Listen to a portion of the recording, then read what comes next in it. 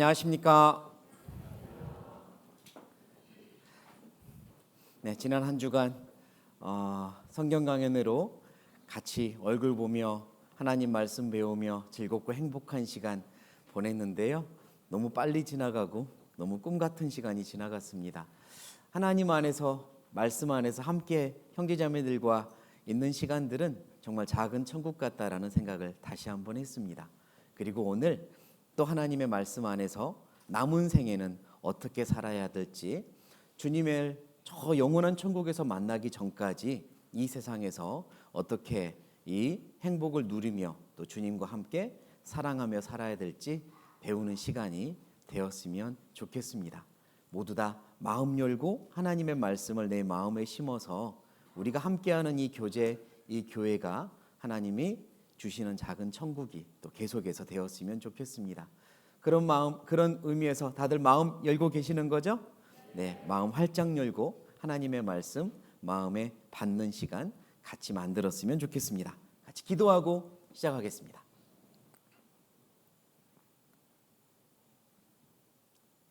살아계신 하나님, 저희를 창조하시고 저희를 구원하시고 저희 삶의 주인이 되어주셔서 감사합니다.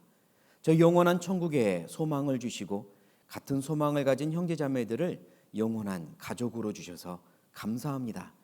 우리를 너무나 사랑하시어 이 땅에 오시고 우리가 받아야 될 모든 죄의 심판과 저주를 받으시며 우리를 주님의 자녀로 삼아주시고 품어주셔서 감사합니다. 또 구원받은 이후로 지금까지 우리와 함께하여 주시고 때로는 참아주시고 기다려주시고 도와주신 모든 은혜를 감사합니다. 주님을 만나는 그날까지 우리의 모든 시간들, 발걸음들을 인도하시고 주장하여 주십시오.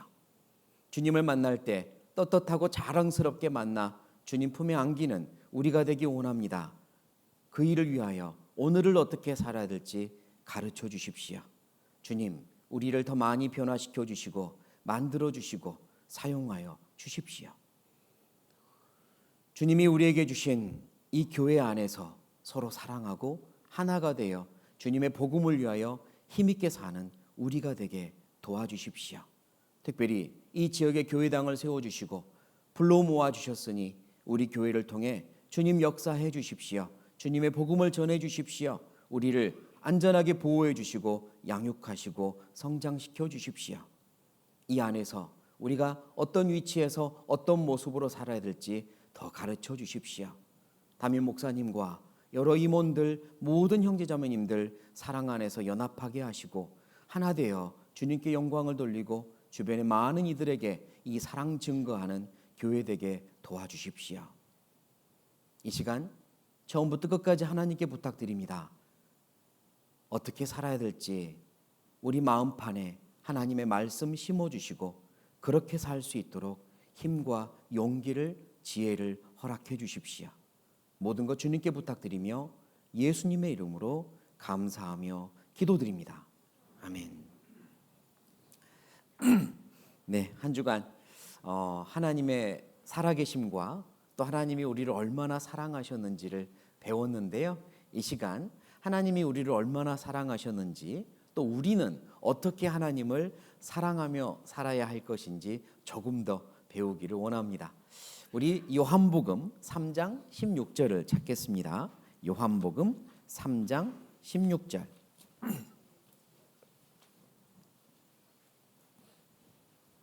오늘도 정해진 시간 안에 많은 말씀들을 나누고 싶어서 말씀 구절은 띄우도록 하겠습니다. 요한복음 3장 16절입니다. 네, 같이 읽겠습니다. 하나님이 세상을 이처럼 사랑하사 독생자를 주셨으니 이는 저를 믿는 자마다 멸망치 않고 영생을 얻게 하려 하심이니라. 많은 사람들이 익히 들어보고 잘 알고 있는 말씀이에요. 하나님이 세상을 이처럼 사랑하사. 얼마만큼 사랑했을까? 과연 하나님이 나를, 우리를 얼마만큼 사랑하셨을까? 내가 다 안다고 말할 수 있을까? 하나님의 사랑이 100이라면 나는 그 중에 얼마를 알고 있을까? 곰곰이 생각해 보면 내가 하나님의 사랑에 대해서 알고 있는 건 어쩌면 1도 되지 않는다라는 생각도 듭니다.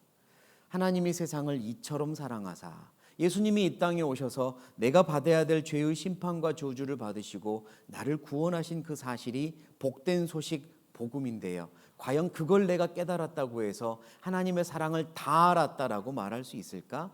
어림없습니다. 자녀들이 부모님의 사랑을 내가 다 알았습니다 라고 말할 수 없는 것처럼, 내가 자식을 낳고 키워보니 이제는 엄마 아빠의 사랑을 다 알겠습니다, 아직도 그렇게 말할 수 없는 것처럼 하나님이 나를 얼마만큼 사랑하셨나 우린 아직도 많이 모릅니다. 다시 말하면 더 알아가야 한다는 이야기입니다. 신앙생활을 하면서 더 알아가야 합니다.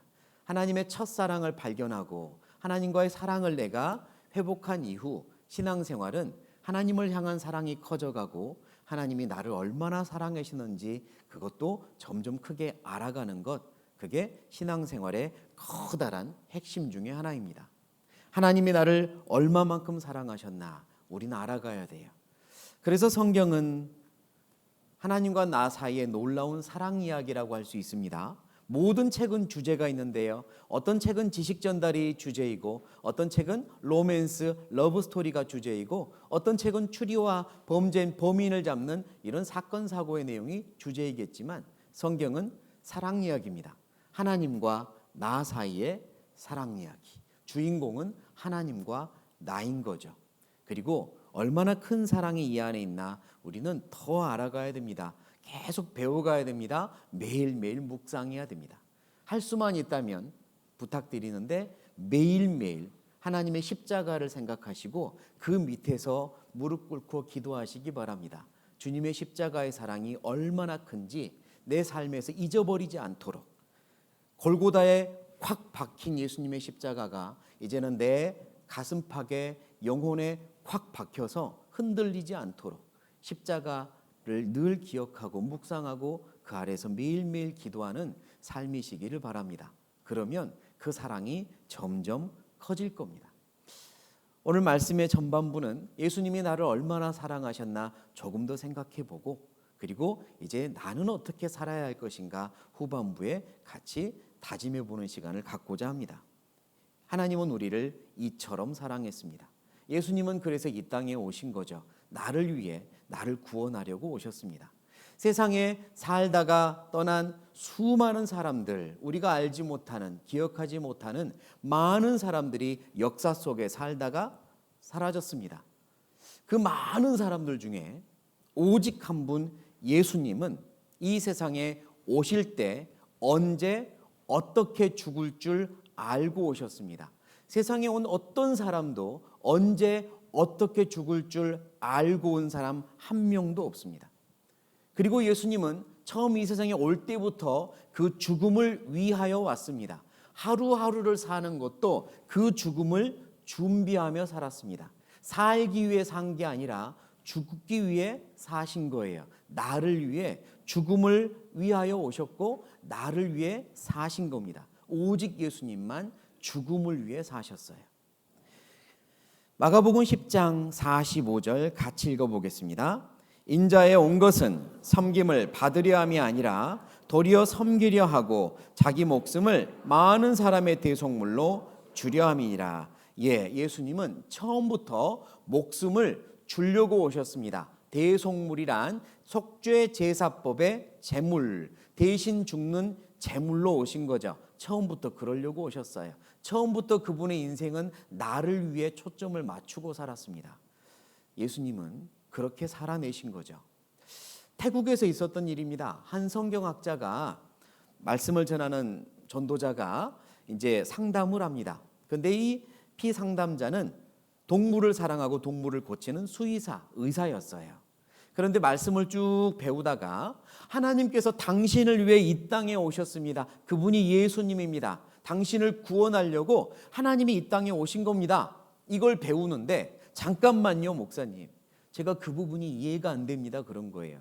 뭐가 이해가 안 됩니까? 아니, 하나님은 전능하시다면서요. 그렇죠. 모든 능력이 있으시죠. 아니, 그렇게 전능하신 분이 굳이 이 땅에 스스로 오셔서 굳이 죽으시고 그렇게 복잡하게 하셨습니까? 무슨 구원을 그렇게 복잡하게 하셨습니까? 전능하시다면서요. 더 쉽게 할 수도 있지 않았습니까?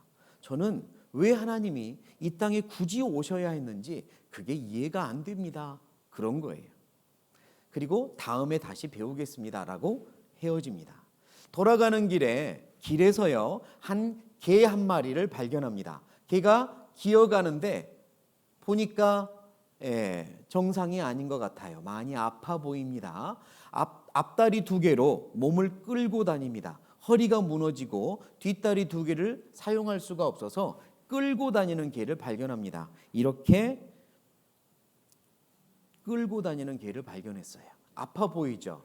이 동물을 사랑하는 수의사는 보니까 자기가 고칠 수 있겠던 거예요. 그래서 지나갈 수 없었습니다. 이게 내가 고쳐야 되겠다 싶은 거예요. 너 나를 만난 게 다행인 줄 알아? 이러며 다가갑니다. 그리고 잡아서 자기 병원으로 데리고 가려고 이러면서 이제 부릅니다. 이리 와, 이리 와. 내가 너 고쳐줄게. 내가 너 고쳐줄게 이래요. 그런데 이 개가 알아듣습니까? 못 알아듣죠. 그렇지 않아도 온몸이 아픈데 사람이 와서 자기를 잡으려고 하니까 순순히 안 잡히는 거예요. 엄청 반항을 하는 겁니다. 물려고 하고 핥히려고 하는 거예요. 자칫 잘못했다간 다친 부위가 더 크게 다칠 것 같은 거예요. 어떡하지? 아무리 설득을 해도 듣지 않습니다. 나 너 고쳐줄 의사야. 나 동물을 사랑해. 나 너 측은히 여겨서 고쳐주려는 거야. 네가 유일하게 살 수 있는 방법은 네 몸을 나한테 맡기는 거야. 나 믿어. 나한테 맡겨. 설득을 해도 알아듣질 못해요. 나 영양탕도 먹지 않아. 이러면서 아무리 설득을 해서 안 돼요. 그래서 이런 방법 저런 방법을 쓰다가 어떤 생각을 했냐면 내가 잠깐이라도 너처럼 개가 됐으면 좋겠다. 잠깐이라도 개가 되어서 너의 말로 월월 짖으며 나 너를 고쳐주려고 하는 거야. 나 너 고칠 수 있는 의사야. 유일한 방법이야. 나한테 너를 맡겨. 잠깐이라도 말해줬으면 좋겠다. 그런 생각을 하다가 그랬답니다. 그래서 하나님이 이 땅에 오신 거구나. 그래서 오셔야만 했구나. 하나님이 성경을 사람들에게 주시고 이 성경 안에 얼마나 우리를 사랑하는지 사랑 고백을 하셨는데도 사람들이 알아듣지 못하는 거예요. 선지자들을 보냈습니다. 하나님의 말씀을 맡은 자들을 보냈어요. 하나님의 뜻이 이렇다고, 하나님이 얼마나 사랑하는 줄 아냐고, 얼마나 기다리시는 줄 아냐고 아무리 선지자가 말을 해도 알아듣지를 못하는 겁니다. 그래서 하나님이 이 땅에 직접 나와 같은 모습으로 오신 겁니다. 우리가 알아듣는 방법으로, 알아들을 수 있는 말로 우리를 얼마나 사랑하시는지 증명하려고 이 땅에 오신 거예요. 하나님이 그걸 쉬운 선택이 아니셨죠. 최고의 노력인 겁니다. 이 땅에 나와 같은 모습으로 오신 이유는 내가 못 알아들어서입니다. 알아듣게 하려고, 얼마나 사랑하시는지 보여주려고 오신 거예요. 다행히 그 의사는 그 개를 간신히 품에 안고 데리고 가서 고쳤더랍니다. 이렇게요. 건강해 보이죠? 고쳤습니다. 이제 우리 차례입니다. 우리도 내 영혼을 누구한테 맡길 때? 하나님께 맡길 때, 주님께 맡길 때, 예수님께 맡길 때 그분이 내 영혼을 고쳐주는 겁니다. 유일한 방법이에요. 내가 영원한 행복을 누릴 수 있는 유일한 방법은 나를 예수님께 맡기는 겁니다. 그러려고 오신 거예요. 예수님이 이 땅에 오신 건 결코 작은 일이 아닙니다. 전능하신 분이니까 이 땅에 와서 30몇 년 살다가 십자가에 죽는 거 가능하죠. 그게 얼마든지 할 수 있는 일 아닙니까? 그렇지 않아요. 너무너무 어렵고 힘든 결정을 하고 오신 겁니다. 아까 말씀드렸지만 예수님은 유일하게 언제 어떻게 죽을 줄 알고 오신 겁니다. 자기가 받아야 될 고통을 알고 산다는 건 너무 고통스러운 일이에요. 그 고통의 크기와 그 고통의 그 끔찍함을 알고 있다는 건 엄청난 일입니다. 감히 비교할 수 있을지 모르겠지만 싱가포르에서요. 혹시 여러분 들어보셨습니까? 싱가포르에는 태형이라는 형벌이 존재한다는 거. 실제로 싱가포르는 사람을 때리는 벌이 있습니다. 형벌 중에요. 반사회적인 범죄를 저지르거나 어린이들을 향한 성적인 못된 죄를 저지르면 태형을 줍니다. 때리는 거예요. 당신은 태형 30대입니다. 이렇게 태형을 내리면요. 이 사람을 옷을 거의 벗긴 채 세웁니다. 그리고 엄청 몸이 건장한 사람이 매우 두꺼운 딱딱한 오동나무 같은 몽둥이를 들고 와서 엉덩이를 힘껏 때리는 거예요. 한 방 맞으면 기절할 정도로 아프답니다. 그런데 예를 들어서 한 사람이 30대의 형벌을 받았습니다. 처음에는 30대 그래 버티자 이러고 설 거예요. 안 맞아봤으니까요. 그러나 한 대, 두 대 맞으면 기절해 버립니다. 얼마나 아픈지. 그러면 자비로운 싱가포르 정부는 그 기절한 사람을 병원으로 데리고 가서 알뜰하게 치료해 줍니다. 그리고 치료가 끝나면 다시 28대를 때려요. 끝날 때까지 치료해 줍니다. 그런데요, 이 사람이 두 대 맞고 기절하잖아요. 그리고 병원에서 치료받잖아요. 치료받는 과정에서 미치광이가 된답니다. 왜냐? 이 고통을 앞으로 28대를 더 견뎌야 된다는 생각에 미친대요.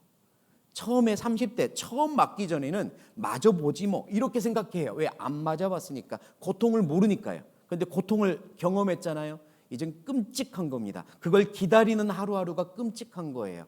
예수님은 처음부터 알고 오셨습니다. 어떻게 죽을 줄 알고 오셨어요. 언제 죽을 줄 알고 오셨습니다. 그 끔찍한 고통을 알고 오셨어요. 그리고 살아내신 겁니다. 그게 가능할까요? 저는 못합니다. 못할 것 같아요. 그 하루하루를 견디며 살아내신 거예요. 나 때문에요. 그분이 이 땅에 오신 건 결코 작은 일이 아닙니다. 이렇게 생각을 해볼까요? 어느 날 제가 길을 걸어가는데 배에서 천둥번개가 칩니다. 무슨 신호? 어디 가야 된다는 신호? 화장실이 급한 거예요. 뭘 잘못 먹었는지 배에서 그냥 탈이 나버린 겁니다. 이건 어쩔 수 없는 생리현상이에요. 이제 배에서 막 천둥번개가 칩니다. 젠 걸음으로 화장실을 찾아요. 다른 건 눈에 보이지 않아요. 오직 화장실. 그런데 보이지가 않습니다. 막 걸어가는데 저쪽에 놀이터가 있어요. 놀이터에는 공중 화장실 있겠구나. 달려갔습니다. 화장실이 있어요? 들어갔습니다. 문이 하나 열려 있습니다. 문을 열었습니다. 좌변기가 있어요. 뚜껑이 닫혀 있습니다. 뚜껑을 열었습니다. 그런데 못 볼 걸 보고 말아요. 3일 된 것 같아요. 생각하기도 싫죠. 평상시 같으면 문 닫아버리고 뛰어나갈 상황인데 지금 그런 상황이 아니에요. 완전 긴급 상황인 겁니다. 그래서 물부터 내리려고 하는데 그 오물 안에 개미 한 마리 빠져 있습니다. 개미 한 마리가 허우적거리고 있어요. 질문 드립니다. 나는 그 상황에서 레버로 물을 내리기 전에 개미 건져내고 물 내린다 거수. 아니, 많은 사람 중에 그 정도로 자비한 사람 없습니까? 맞아요. 개미가 뭐라고? 내 손을 거기에 집어넣어서 건질 만큼 되겠냐고요. 개미가 뭐라고? 절대 그러지 않을 겁니다. 그런데 하나님은 그 오물보다 훨씬 더 더러운 이 세상에, 죄악 가득한 이 세상에 거룩하신 하나님, 천국의 왕이신 하나님이 이 세상을 볼 때는 너무너무 추하고 더러운 죄악 가득한 세상인데 이 세상에 손만 담그신 게 아니라 온몸이 풍덩 들어오신 겁니다. 개미보다 더러운 추한 죄인 나를 위하여 우주를 창조하신 하나님이 지구를 볼 때도 먼지 같은데 지구 안에 살고 있는 나 하나는 얼마나 작습니까? 작고도 작은 나를 위해 이 더러운 세상에 첨벙 들어오셨어요. 그게 당연한 일일까요? 그게 작은 일일까요? 창조주 하나님이 나를 위해 이 땅에 오셨습니다. 그리고 하루하루를 죽기 위해 사셨습니다. 의로운 제물이 되기 위하여 완전한 의를 이루셨습니다. 세상의 모든 죄로부터 스스로를 구별하셨고 모든 죄의 유혹으로부터 스스로를 방어하셨습니다. 나를 위해서. 그리고 완전한 제물이 되신 거예요. 그리고 내 죄를 가져가시고 그분의 의로운 옷을 내게 입히신 겁니다. 내 죄를 가져가셨어요. 내가 받아야 될 죄와 심판을 가져가셨습니다. 얼마만큼 가져가셨냐면 내가 천국에 가도 될 만큼, 충분할 만큼 내 죄를 완전히 가져가셨어요. 호리만한 죄가 있어도 내가 갚아야 됩니다. 지옥으로 가는 거예요. 그래서 내 인생에서 호리만한 죄도 남김없이 다 가져가셨어요. 완전히 다 가져가셨기 때문에 나는 깨끗한 자가 된 겁니다. 깨끗한 자로 남기시고 내 죄를 짊어지신 거예요. 그리고 그 십자가의 심판을 받으신 겁니다. 채찍을 맞으시고 못에 손가발이 박히십니다. 끔찍한 고통이죠. 끔찍한 고통입니다. 그것보다 더 끔찍한 고통이 있었습니다. 그게 뭐냐면 사망이란 하나님과의 분리거든요. 예수님이 하나님께 버림받습니다. 나중에 성경 가운데서 배우시다 보면 삼위일체라는 말을 배우게 되실 건데요. 하나님, 예수님, 성령님은 한 분이십니다. 그러나 각각 다른 위격으로, 각각 다른 인격으로, 각각 다른 위치로 세 분이시지만 한 분인 삼위일체의 하나님이라고 하는데, 이 세상에서는 우리가 그 개념을 이해할 수 없어요. 그러나 하나님의 나라 천국에 가면 이해할 수 있을 겁니다. 영원이라는 개념도 우리가 상상만 하지 이해할 수 없는 개념이에요. 우주를 보니까 영원이 한없는 거긴 하구나 좀 이해하지만 이해할 수 없습니다. 하나님의 나라에 가면 이해할 수 있겠죠. 삼위일체도 마찬가지예요. 하나님의 나라에 가면 이해할 수 있을 겁니다. 예수님은 하나님과 완전한 사랑 가운데 계셨어요. 완전한 사랑 가운데 계셨습니다. 그분이 이 땅에 오셨거든요. 그런데 우리의 죄를 짊어지고 심판을 받을 때는 하나님께 버림을 받습니다. 버려버린 거예요. 나의 하나님, 나의 하나님, 어찌하여 나를 버리셨나이까. 십자가 위에서 그렇게 부르짖는 건 예수님이 예수님을 버리셨다, 예수님이 버림받았다는 의미입니다. 내가 받아야 될 저주를 예수님이 친히 받으셨어요. 그리고 모든 십자가의 고통을 다 받으시고 다 이루었다 하신 겁니다. 내가 이 땅에 온 목적을 다 이루었다. 너희의 죄를 용서하는 걸 다 이루었다 하신 거예요. 십자가 위에서 다 이루었다 하신 건 내 모든 죄를 다 용서하셨고 내가 천국에 가도 충분할 만큼 내 구원을 다 이루셨다는 이야기입니다. 하나님의 노력으로 내가 천국 갈 수 있게 된 거죠. 너는 아무 노력할 게 없다. 내가 주는 선물만 받아라. 이러신 거예요. 앞으로 살면서 내가 노력해서 천국 가는 거 아닙니다. 죄 짓지 않으려고 노력하는 것도 아니고 죄 짓고 나서 회개하려고 노력하는 것도 아니에요. 그 전에 이미 다 용서하셨습니다. 다 이루었다. 그래서 우린 천국 갈 수 있는 겁니다.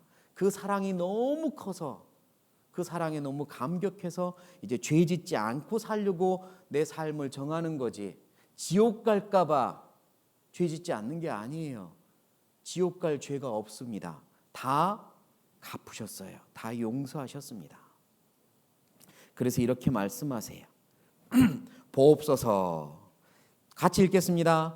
내게 큰 고통을 더하신 것은 내게 평안을 주려 하심이라. 주께서 나의 영혼을 사랑하사 멸망의 구덩이에서 건지셨고 나의 모든 죄는 주의 등 뒤에 던지셨나이다.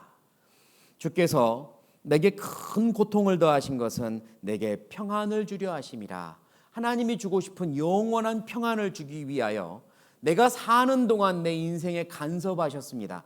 희노애락으로 간섭하셨어요. 때로는 좋은 일, 때로는 슬프고 아픈 일을 주셨어요. 왜요? 그게 전부가 아니란다. 이 세상이 전부가 아니란다. 하늘 좀 쳐다보아라. 내가 있단다. 그거 알려주려고 수없이 많은 방법으로 간섭해 오신 거죠. 내 인생에 왜 그런 아픔이 있었을까? 내 인생에 왜 그런 서글픔이 있었을까? 하나님 간섭하셨기 때문입니다. 그게 전부가 아니란다. 힘들지, 아프지, 그럼 제발 위를 쳐다보아라. 내가 있단다.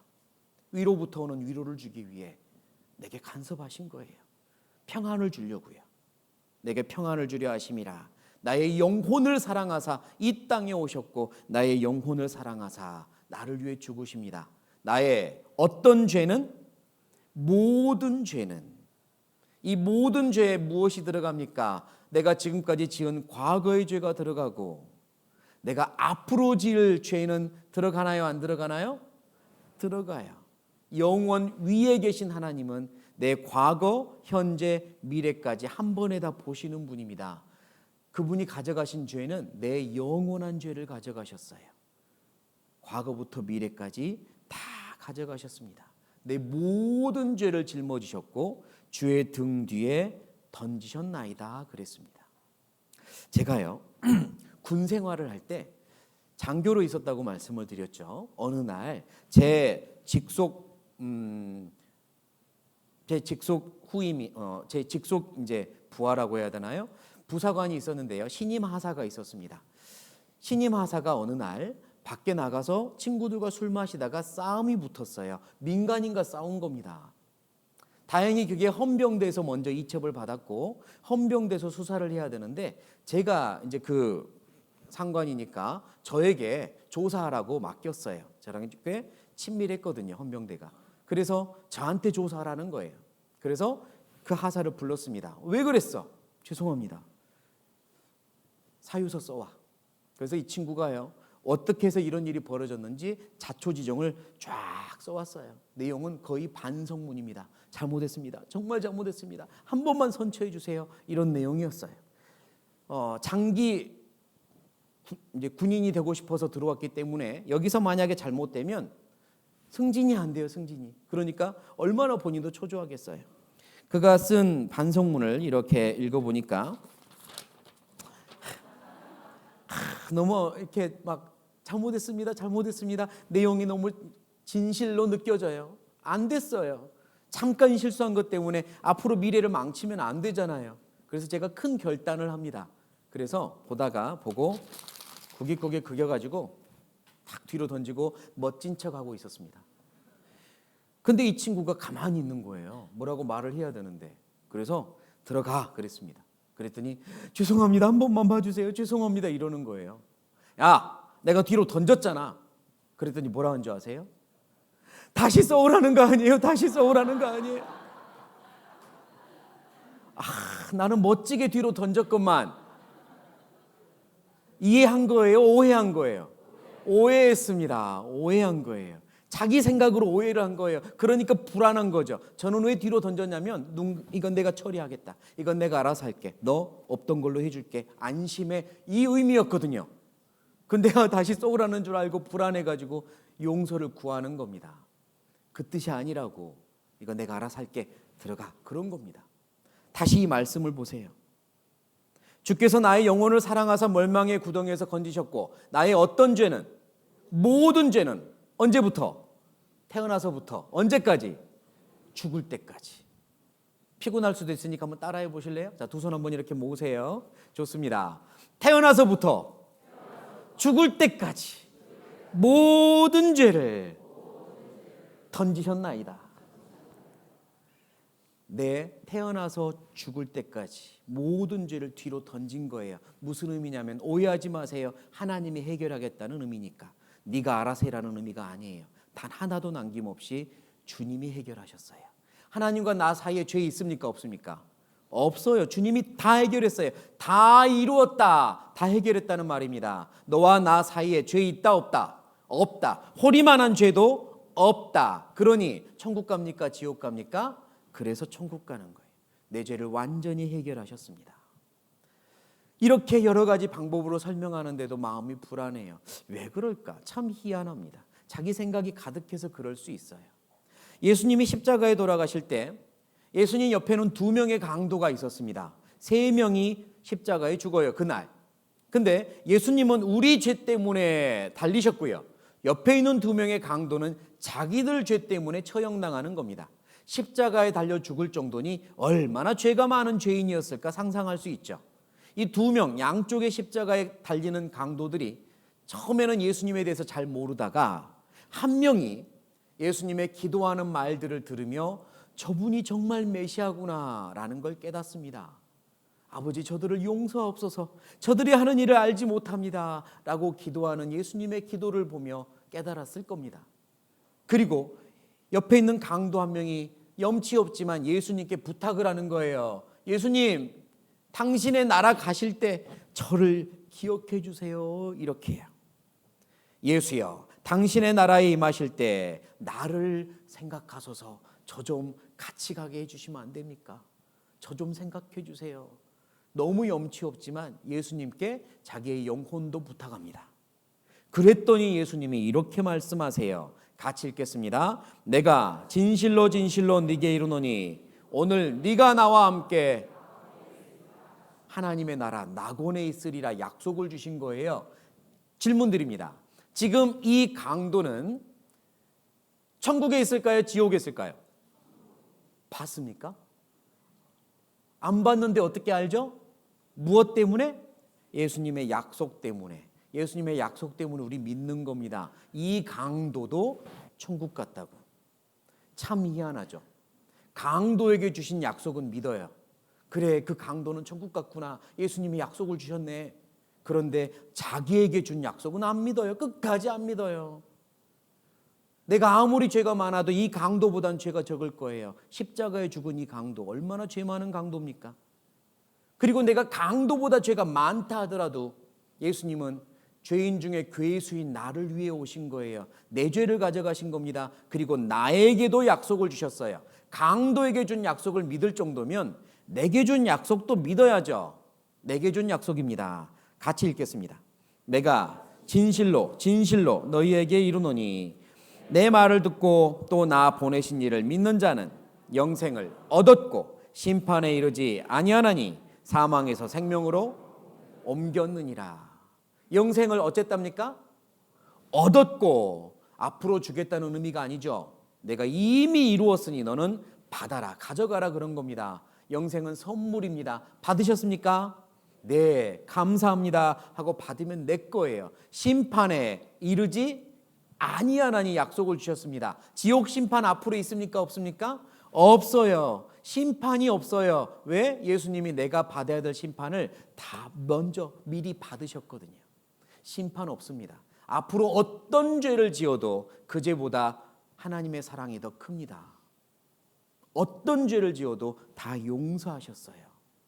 그래서 심판이 없습니다. 사망에서 생명으로 어쨌느니라? 옮겼느니라. 맞아요. 지옥갈 운명에서 어디갈 운명으로? 천국갈 운명으로 옮겼느니라. 이제 천국이 내 집이 된 겁니다. 그게 구원받았다예요. 천국이 내 집이 된 사람이 구원받은 겁니다. 여러분들 이 시간 끝나고 집에 돌아갑니다. 예를 들어 집에 돌아갈 때 우리 집이면 문 열고 그냥 들어갑니까? 똑똑똑똑 들어가도 됩니까? 허락받고 들어갑니까? 우리 집이면 그냥 들어가요. 옆집이면요, 똑똑똑 들어가도 됩니까? 허락받고 들어가죠. 그게 우리 집과 남의 집의 차이예요. 천국이 내 집이 된 사람이 구원받은 겁니다. 지금 죽어도, 내일 죽어도, 1년 후에 죽어도. 나는 천국은 그냥 들어갑니까? 하나님이 허락해 줘야 들어갑니까? 그냥 들어갑니다. 그게 천국이 내 집이 되었다는 뜻이에요. 나는 언제든지 천국에 당당히 들어갈 수 있는 사람이 됐어요. 왜? 천국이 내 집이 되었거든요. 천국이 내 것이 되었어요. 그게 구원받았다 그겁니다. 혹시 마음속에 하나님이 허락해 줘야 될 텐데 이런 마음이면 아직 천국이 여러분 집이 안 된 겁니다. 99%를 알아도 1% 모자라면 천국은 못 가요. 그런 분들은 꼭 상담이나 다른 방법을 통해 확신을 얻으셔야 됩니다. 하나님이 내게 이런 약속도 주셨어요. 같이 읽겠습니다. 내가 저희에게 영생을 주노니 또 저희를 내 손에서 빼앗을 자가 없느니라. 영생의 의미는 영원히, 멸망이 있다 없다? 없다. 영생을 주셨습니다. 감사합니다 하고 받으면 더 이상 우리는 천국에서 나올 일이 없어요. 저희를 내 손에서 빼앗을 자가 없느니라. 하나님의 손에 이미 잡혔고 우리는 천국까지 그대로 가는 겁니다. 감사합니다. 내가 살면서 혹 흐트러진 삶을 살아도, 혹 넘어져도, 혹 잘못된 일이 있어도 하나님은 나를 잡은 손을 놓지 않으세요. 왜? 한 번 하나님의 자녀가 됐으니까. 그게 영원한 구원, 안전한 구원입니다. 심판은 없지만, 멸망은 없지만 징계는 있어요. 앞으로 살면서 혹 잘못 살면 징계를 하시며 나는 자식이라는 걸 증명하시죠. 사랑한다는 걸 증명해 줍니다. 이 구원이 진짜 행복인 거예요. 월요일 날, 첫날 행복이 무엇이냐? 이번 한 주간 참된 행복을 같이 찾아봅시다 부탁을 드렸는데요. 참된 행복은 바로 이거였던 겁니다. 제가 읽어보죠. 일한 것이 없이 하나님께 의로 여기심을 받는 사람의 무엇에 대하여? 행복에 대하여 다윗의 말한 바 같이 읽겠습니다. 그 불법을 사하심을 받고 그 죄를 가리우심을 받는 자는 복이 있고 주께서 그 죄를 인정치 아니하실 사람은 복이 있도다 함과 같으니라. 이게 진짜 행복이에요. 만약 누군가가 나에게 와서 이렇게 묻습니다. 제가 당신께 행복을 선물하고 하겠습니다. 고르세요. 자, 여기는 1년짜리 행복이 있고 10년짜리 행복이 있고 죽을 때까지 행복이 있고 영원한 행복이 있습니다. 무엇을 고를래요? 당연히 영원한 행복이죠. 영원한 행복이 진짜 행복이니까. 1년짜리 행복과는 비교할 수 없는 겁니다. 당장 눈앞에 내가 잠깐 즐기는 행복과는 비교할 수 없는 건 영원한 행복이에요. 그러니까 이게 참된 행복이죠. 내 영혼이 얻는 행복이에요. 주님께서 내 죄를 가져가셨어요.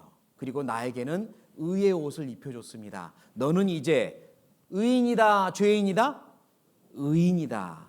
구원을 받는 사람은 의인이 돼요. 네가 앞으로 죄를 짓더라도 그걸 죄라고 내가 정하지 않겠다. 왜? 이미 용서하셨고 기억하지 않으시니까요. 그래서 죄를 인정치 않으십니다. 내가 앞으로 살면서 어떤 죄를 지어도 하나님은 이미 갚았다고 말씀하세요. 갚았다. 그것 때문에 너 갚아야 된다 말씀하지 않으세요. 내가 갚았다 그러세요. 그래서 그 죄를 사하심을 받았고 예수님의 피로 도말해서 가리우심을 받은 겁니다. 그게 진짜 행복이에요. 이 행복 주시려고 예수님이 오신 겁니다. 이제 우리는 이 행복을 누리면서 살아야 돼요. 매일매일 눈 뜰 때마다 나는 세상에 속한 사람으로 눈을 뜨는 겁니까? 천국에 속한 사람으로 눈을 뜨는 겁니까? 천국에 속한 사람으로 눈을 뜨는 거예요.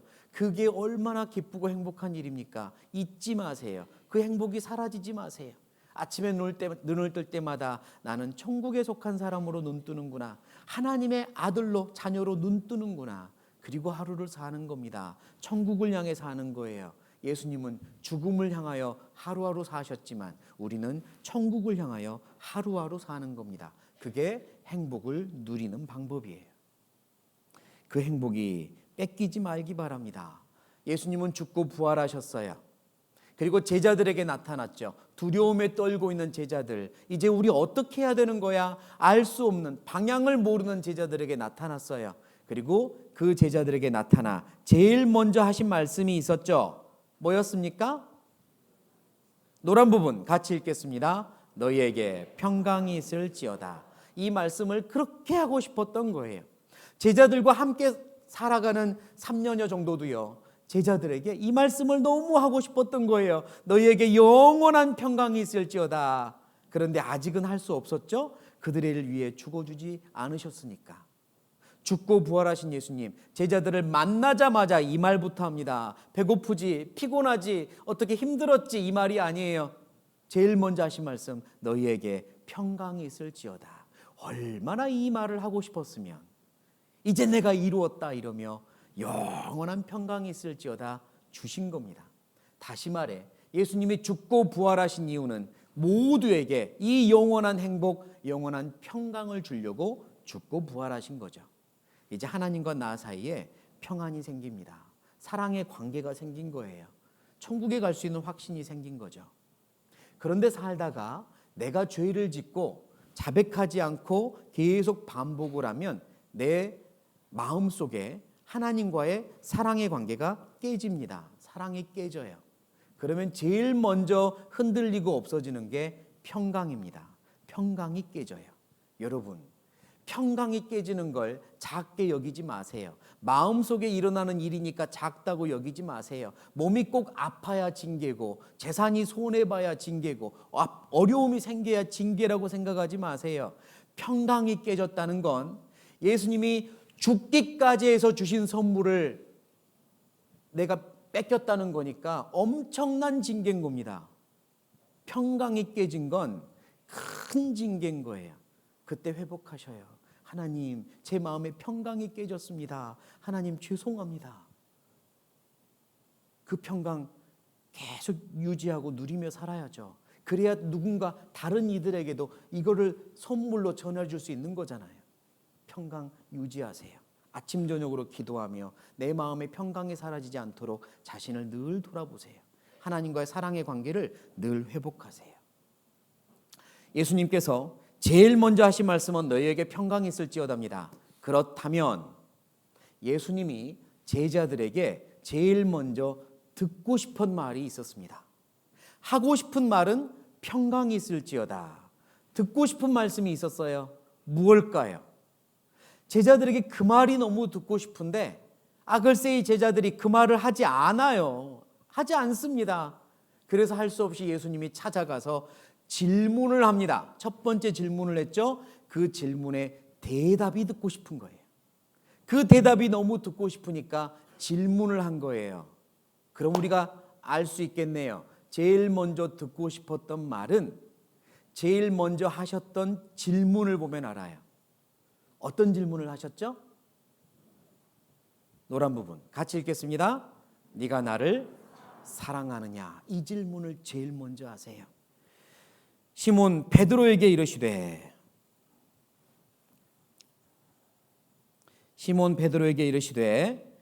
시몬 베드로에게 이르시되 요한의 아들 시몬아 네가 이 사람들보다 나를 더 어쩌느냐? 사랑하느냐 하시니 가로되 주여 그러하외다. 같이 읽겠습니다. 내가 주를 사랑하는 줄 주께서 아시나이다. 대답해요. 내가 주님 사랑합니다 라고 대답합니다. 예, 맞아요. 예수님이 제일 먼저 듣고 싶은 말은 뭐였다고요? 내가 주를 사랑합니다. 왜 그랬을까요? 생각해보면 당연해요. 예수님은 그동안 우리를 짝사랑해 오셨거든요. 짝사랑 알죠? 일방적인 사랑. 나는 상대방을 사랑하는데 상대방의 마음은 다른 데 있어요. 짝사랑이잖아요. 짝사랑 해보셨죠? 비밀이에요? 짝사랑 저는 6학년 때 해봤습니다.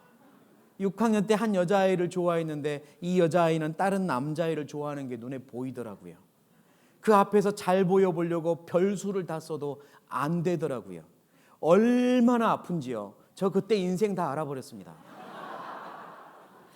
정말 아파요. 짝사랑 아프죠? 진짜 아파요.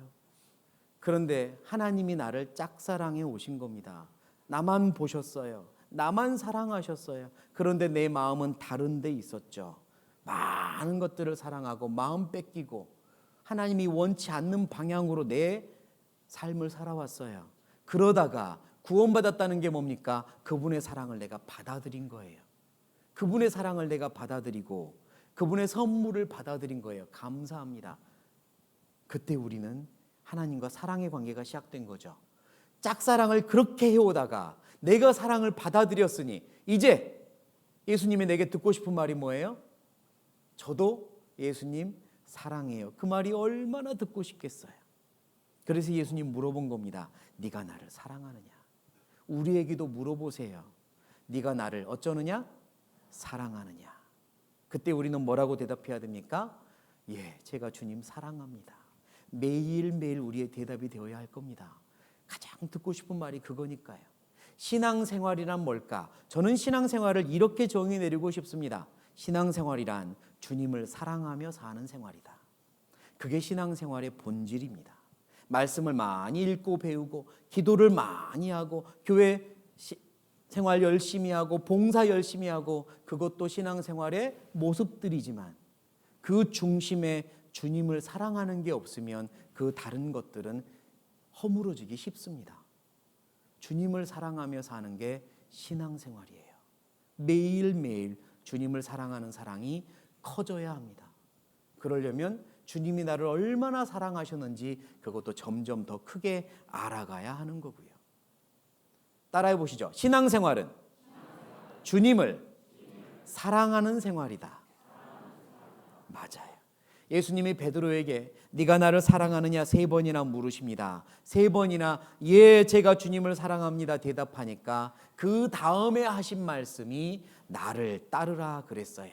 주님을 따르며 살려면 사랑해야 합니다. 그래야 끝까지 따를 수 있어요. 끝까지. 주님을 사랑하며 사는 우리가 이제 주님이 우리에게 하신 첫 번째 부탁을 듣습니다.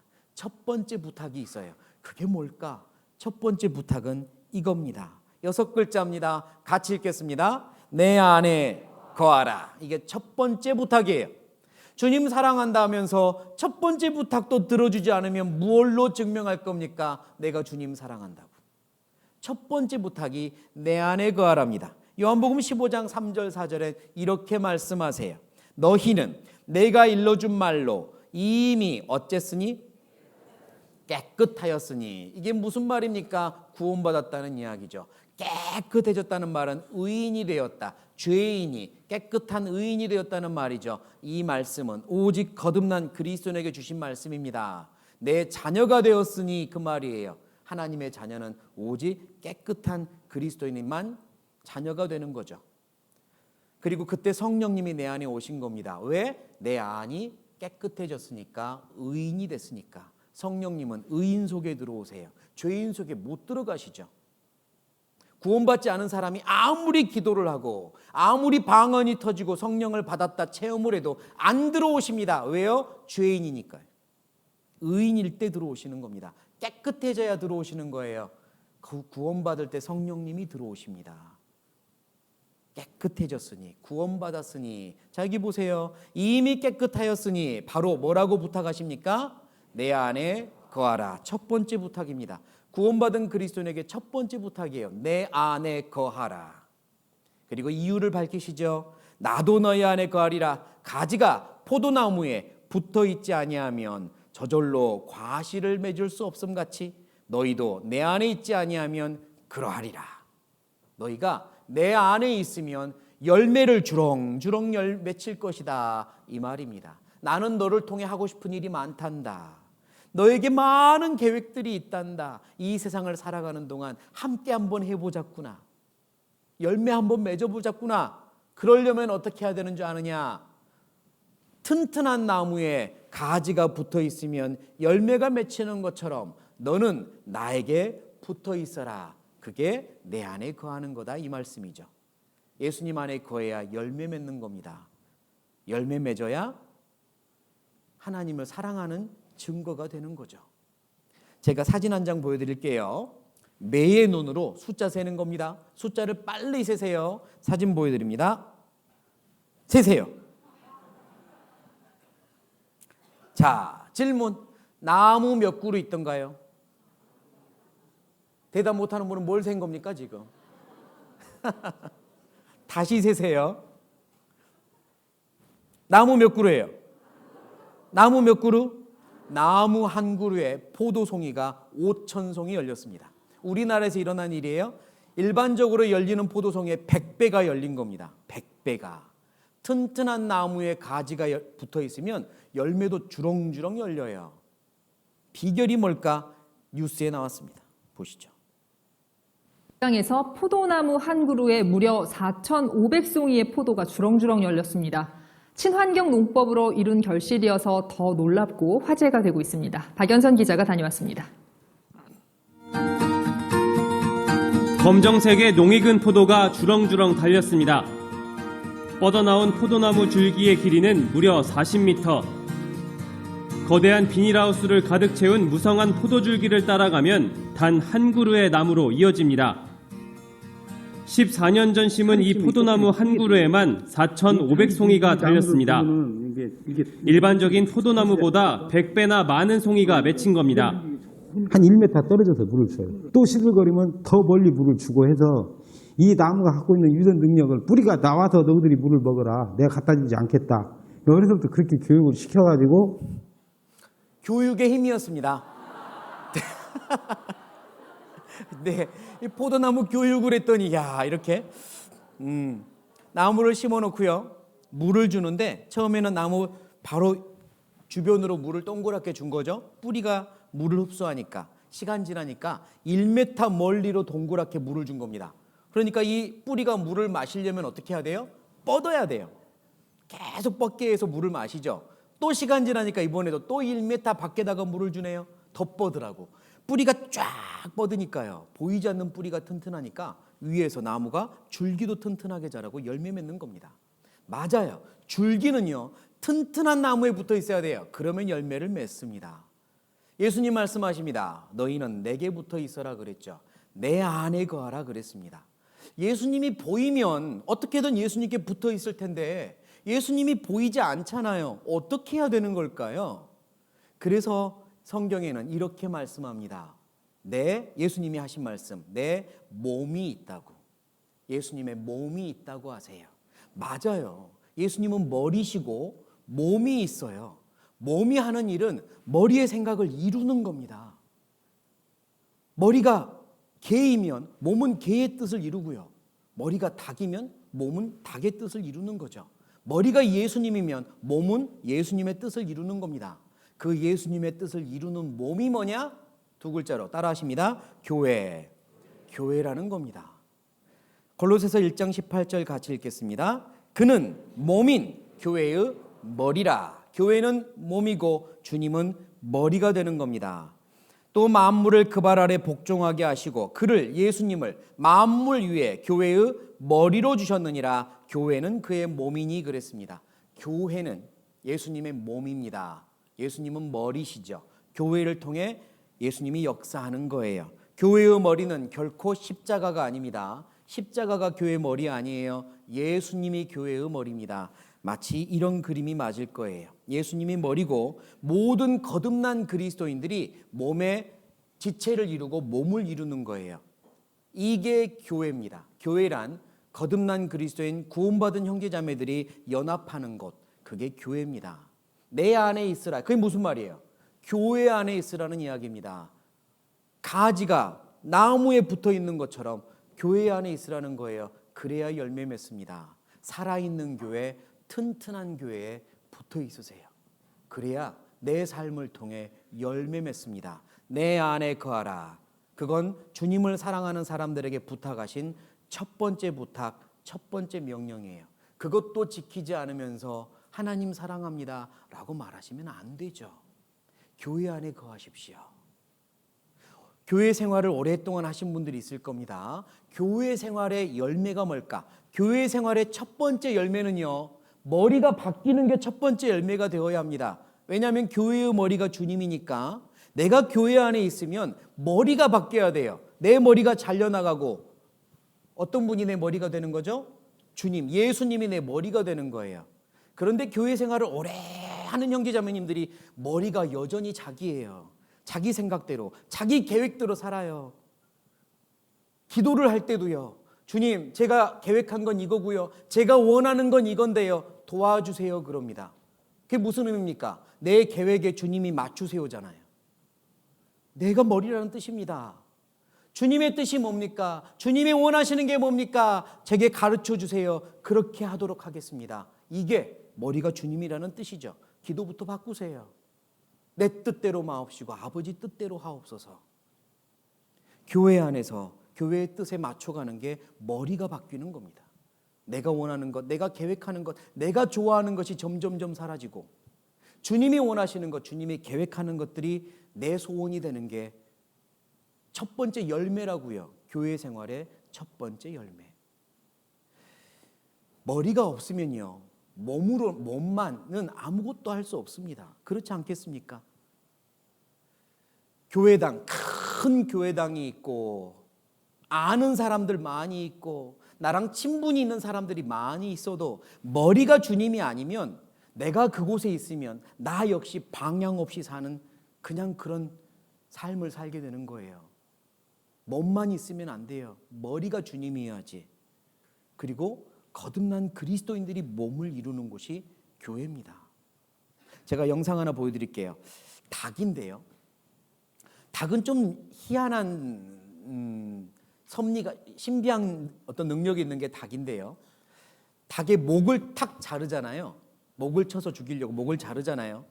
근데 큰 동맥이 목 위로 올라가지 않고 목 아래로 돌기 때문에, 목 위로는 작은 핏줄이 올라가기 때문에 목을 잘라도 동맥을 건들지 않으면 이 닭의 몸은 살아있는 경우가 있습니다.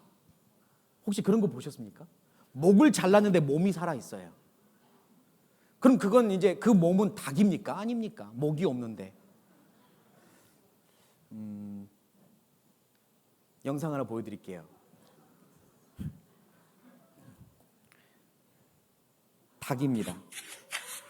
มันน่าจะโดนถ้ามันเรื่องเลวร้ายอาจจะเป็นไก่ชนที่โดนตีมา 실제로 캄보디아에서 한 달 산 닭입니다. 목이 없는 채로.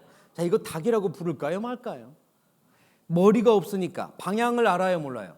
방향 모릅니다. 알은 낳을까요? 알도 못 낳습니다. 그냥 이렇게 움직이긴 하지만 아무것도 못해요. 이게 목이 없는 경우에 몸의 상태입니다. 머리가 중요합니다. 주님이 머리여야 교회가 하나님의 뜻을 이루는 거겠잖아요. 나는 어느 교회로 가야 할까요? 주님이 머리인 곳이요. 주님이 역사하는 곳이요. 그렇지 않고 이런 곳에 거하면 아무것도 못해요. 열매가 있겠습니까? 생명이 나오겠습니까? 하나님의 첫 번째 부탁입니다. 내 안에 거하라. 교회 안에 거하십시오. 그래야 열매 맺습니다. 교회 안에서 내 머리를 주님으로 바꾸십시오. 내 뜻대로 내 계획대로 살지 않으려고 노력해 보십시오. 그게 내 인생에 훨씬 더 아름다운 열매가 맺습니다. 천국 가면 하나님 앞에 더욱더 자랑스럽게 설 수 있는 겁니다. 내 머리를 주님으로 바꿉시다. 그리고 이제 주님이 내게 원하는 게 있습니다. 내 안에 거하기 위하여 우리가 해야 될 게 있어요. 에베소서 4장 3절 같이 읽겠습니다. 평안에 매는 줄로 성령에 하나 되게 하신 것을 힘써 지키라. 이제 이 교회 있잖아요. 거듭난 그리스도인들이 몸을 이루는 이 교회, 이건 우리가 지켜내야 하는 겁니다. 예수님이 이 교회를 위해 죽으신 거예요. 나를 구원하고 거듭난 그리스도인들과 함께 모아 하나님의 몸된 교회를 만들기 위해 죽으신 겁니다. 내가 내 교회를 세우리니 그러셨어요. 하나님의 교회, 우리는 지켜야 합니다. 이 교회를 지켜야 돼요. 교회가 한 몸이 되는 걸 지켜야 돼요. 힘써 지키라고 말씀하셨습니다. 교회는요, 하나입니다. 하나가 돼야 돼요. 위기 상황이 생기거나 어떤 목적이 생기면 더욱더 하나가 돼야 됩니다. 하나님께서 창조한 많은 피조물 중에 개미에게 가서 지혜를 배우라 하나님이 성경에 말씀하시는데, 개미는 하나님이 일부러 그렇게 창조했고 특별한 것들을 집어넣으셨다고 믿습니다. 개미에게 가서 지혜를 얻을 필요가 있는데, 제가 개미 하나 보여드릴게요. 이 개미들은 굉장히 단결력이 좋은데요. 어느 날 비가 쏴 하고 내리고 홍수가 나니까 개미 집이 물에 잠겨 다 죽게 생긴 겁니다. 이때 이 개미들은 살기 위하여, 모두 함께 살기 위하여 어떻게 하느냐? 진짜 하나가 됩니다. 보시죠. 이 험난한 세상에서 2cm도 안 되는 개미가 홀로 땅을 기어다니는 모습은 무방비해 보이는데,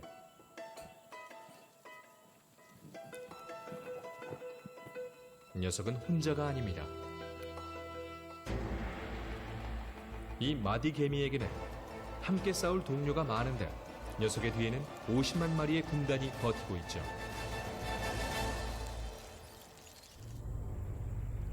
브라질이 고향인 마디개미 군집은 강 근처에 보금자리를 만들었습니다. 녀석들은 곧 삶을 송두리째 바꿔놓을 위기에 봉착합니다.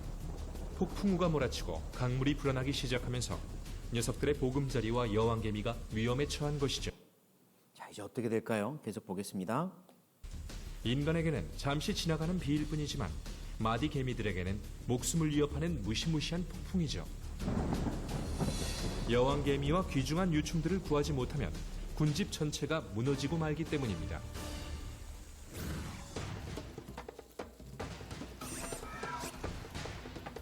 종말이 눈앞으로 다가오자 군집이 서둘러 힘을 모아 위기를 극복하려 합니다. 단 몇 분 만에 수천에 이르는 개체가 모여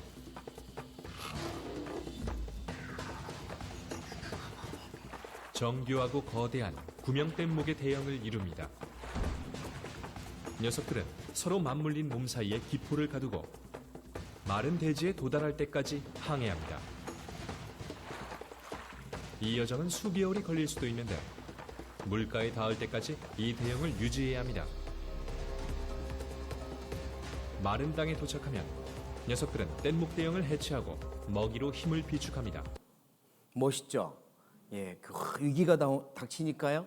각각 서로 배려하고 희생하고 조직을 갖추어서 뗏목을 이루어 함께 삽니다. 살아내죠. 이게 하나 되는 거죠.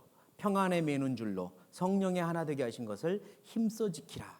성령님께서, 우리 모두에게 함께 하시는 성령님께서 우리를 꽉 묶고 계세요.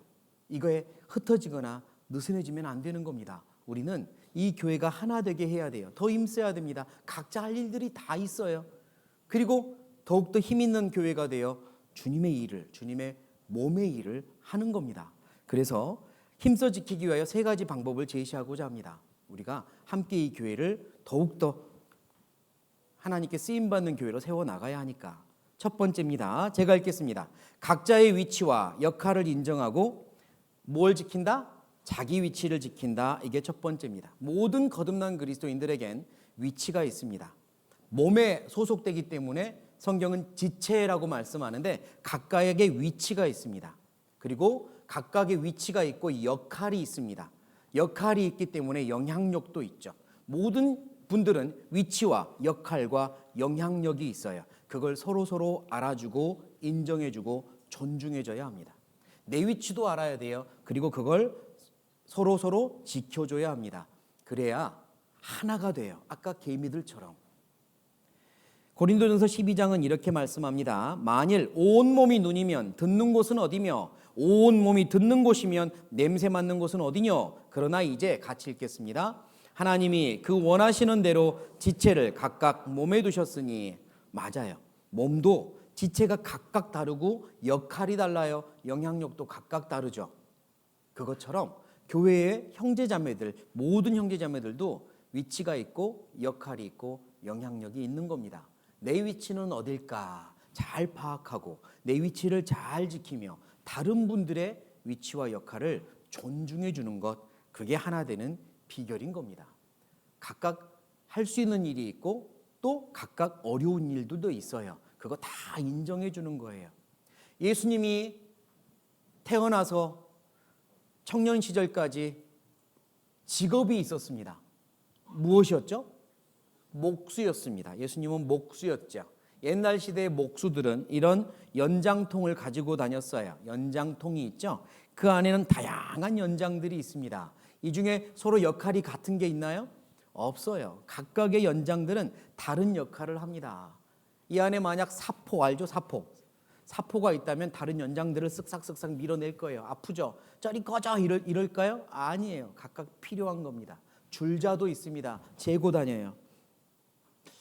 그러나 역할이 있어요. 못도 있습니다. 찌르기도 하죠. 그러나 역할이 있어요. 연장통 안에서 다 섞여 놓으면 웅성웅성할 겁니다. 그러나 목수인 예수님은 필요할 때마다 빼가지고 가장 적당하게 사용하시고 그래서 집을 세우는 거죠. 완성품을 만드는 겁니다. 우리도 마찬가지예요. 각각의 연장들입니다. 각각의 하는 역할이 있어요. 그리고 또 다른 사람인 다른 역할을 하는 위치에 있는 분들은 나를 보며 때로는 이해 못할 수도 있어요. 줄자가 못을 이해 못하고 못이 망치를 이해 못해요. 하지만 서로 합력하여 선을 이루는 거죠. 교회 안에 다양한 분들이 있습니다. 인정해 주시고 이해하려고 노력하세요. 중요한 건 하나님이 그분들을 사용하는 겁니다. 그리고 내 위치가 있어요. 내 위치를 꼭 지키세요. 내 위치가 있거든요. 중요합니다. 나 하나쯤 빠져도 괜찮겠지. 그렇지 않아요. 내 위치가 얼마나 중요한지 모릅니다. 제가 영상 하나 보여드릴게요. 저기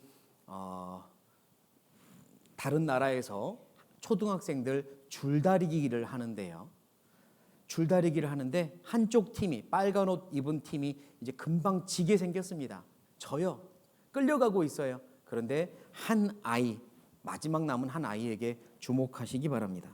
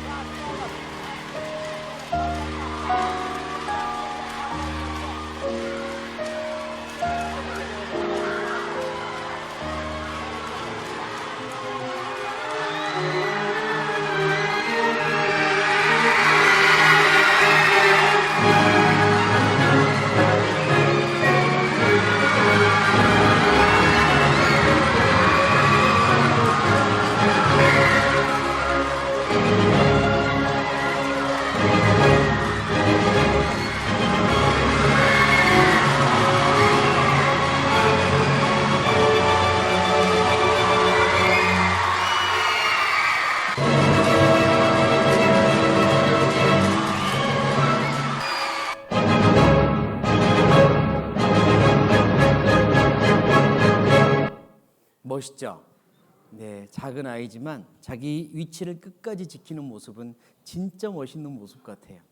혹시 내 주변에 누군가가 쓰러지는 것 같아 할지라도 자기 위치를 지키지 않는 것 같다 느껴지더라도 그것 때문에 내가 영향받으면 안 돼요. 나는 내 자리 지키는 겁니다. 교회 안에 자기 위치를 지키는 분들이 몇 분만 있어도 그 교회는 승리합니다. 승리합니다. 내 위치를 지키세요.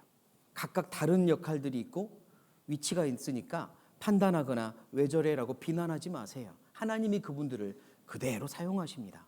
서로 이해하고 기도해주고 하나 되려고 노력하세요. 그리고 내 위치 지키세요. 그러다 보면 작은 일에 충성하면 큰 일도 맡기시기 때문에 위치를 또 바꿔도 주십니다. 이 어린아이가 끝에 있다가 앞으로 달려가서 잡는 것처럼 위치도 바꿔주세요. 하나님이 주신 위치에서 충성을 다하세요. 해마다 하나님이 내게 주시는 위치들이 또 지속되기도 하고 바뀌기도 하죠. 충성을 다하세요. 그게 내 안에 거하는 방법이고 힘써 지키는 중요한 방법입니다.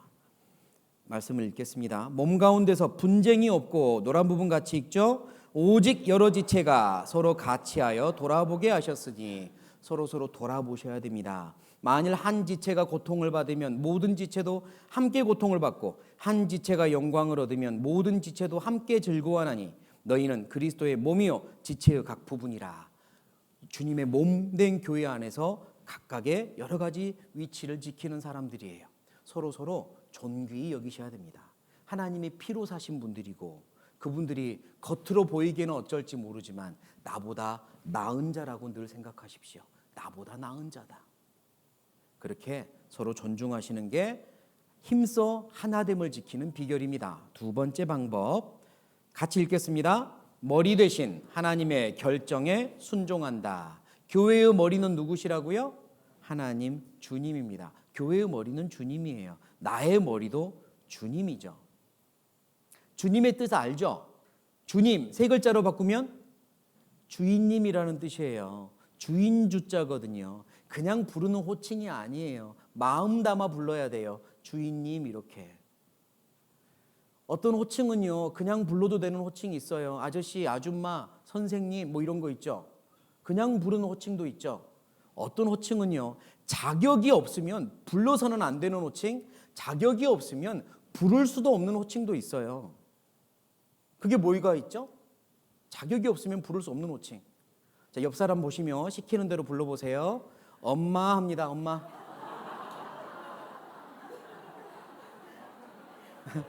대부분 못 하시네요. 한 번만 더요. 옆 사람 보시면 시키는 대로 합니다. 여보 합니다. 왜 못 하셨어요? 자격이 없으니까요. 어떤 호칭은 자격이 없으면 부를 수 없는 호칭이에요. 주님, 자격이 있어야만 부릅니다. 구원받은 그리스도인만 가능한 게 주님이에요. 죄인들이 주님 그러면 넌 누군데 나를 들어 주인이냐 하느냐 그래요. 지나가는 아주머니한테 엄마 하는 거랑 다 같아요. 그렇죠? 주님 이 말은 구원받았다는 의미예요. 마음 담아 부르셔요. 주님, 주인님, 내 머리십니다. 우리 교회의 머리십니다. 맞아요. 우리 교회의 머리세요. 몸된 교회를 가장 아끼는 분이 교회 하나님이십니다. 피로 사신 교회니까요. 그리고 이 교회를 통해서 역사하고 싶으세요. 그런데 하나님이 직접 나타나서 역사하시는 게 아니에요. 일꾼들, 사람들, 지체들을 통해서 역사하시죠. 그래서 안타까운 사실이지만 진리인데요. 완전한 하나님은 불완전한 사람을 통해 일을 하세요. 완전하신 하나님이 불완전한 사람을 통해서 완전한 일을 해내신다고요. 모든 사람들은 다 불완전해요. 일꾼들 다 불완전해요. 말씀을 전하고 있는 저도 불완전해요. 인정합니다. 그런데 하나님이 세우셨어요. 그리고 하나님의 완전한 일을 하기 위하여 이끌어 가세요. 그러니까 서로 인정하는 게 필요합니다. 머리 대신 주님이 세우셨다. 사람이 세운 게 아니다. 머리 대신 주님이 세우셨다. 우리가 주님이라 부를 때 주인님이라 한다 그랬죠? 맞아요. 교회의 주인도 하나님이세요. 하나님이 세우셨다. 하나님의 교회니까. 하나님의 사랑하는 교회를 세우기 위하여. 에베소서 4장 11절 12절 제가 읽겠습니다. 그가, 여기서 그가가 누구겠습니까? 하나님이 혹은 사도로 혹은 선지자로 혹은 복음 전하는 자로 혹은 목사와 교사로 주셨으니, 그가 주셨습니다. 이는 같이 읽겠습니다. 성도를 온전케 하며 봉사의 일을 하게 하며 그리스도의 몸을 세우려 하심이라. 맞아요. 그리스도의 몸 교회는 누구보다도 하나님이 아끼세요. 누구보다도 하나님이 성장하길 원하세요. 그래서 일꾼들을 세웁니다. 사람이 세웠다고 평하지 마세요. 불완전해 보이더라도 하나님이 세웠습니다. 완전해서 세운 게 절대 아니에요. 불완전하지만 세우신 거예요. 어떤 위치에 있는 분들을 어떻게 저렇게 불완전한 분이 저 위치에 있지? 그렇게 평가할 필요 없습니다. 그래도 그 역할을 감당할 수 있기에 세우신 거고 하나님이 능력을 주세요. 그래서 말씀은 찾지 않겠지만요, 솔로몬이 하나님의 성전을 짓고 나서 매우 상징적인 기둥 2개를 성전 앞에다가 세웁니다.